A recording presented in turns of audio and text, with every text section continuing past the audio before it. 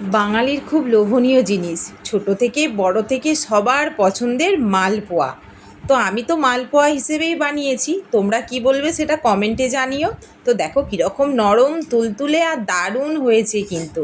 তো চলো কেমনভাবে কি নিয়েছি বা কীভাবে বানিয়েছি সেটাই আজকে তোমাদের সাথে শেয়ার করব। পুরোটা দেখতে থাকো আর আমার সাথে থাকো, আর অবশ্যই কিন্তু দেখার শেষে লাইক আর ছোট্ট করে একটা কমেন্ট করো। তো চলো কি নিলাম, ময়দা নিলাম, সুজি নিলাম, আর এই দেখো চিনিটা আমি একটু পরিমাণ মতো কমই নিলাম, কারণ আমাদের বাড়িতে মিষ্টিটা একটু কম খায়। তো তারপরে নিয়ে নিয়েছি দুধ কিছুটা। তো দুধটা আমার গরমও নয় আবার ঠান্ডাও নয়, হালকা উষুম গরম নিয়েছি।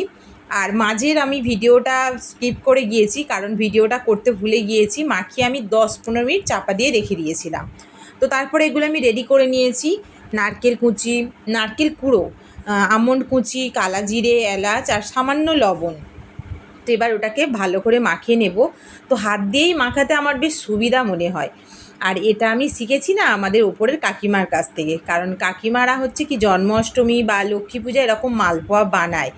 তো সেখান থেকে আমি দেখেই শিখেছি আর কি। তো যাই হোক, আমি তো তেল গরম হয়ে গিয়েছে, আমি কড়াতে ছেড়েও দিয়েছি। আর এই দেখো পুরো বলের মতো ফুলেছে। আর প্রত্যেকটা বলের মতো পুরো এরকম ফুলেছে।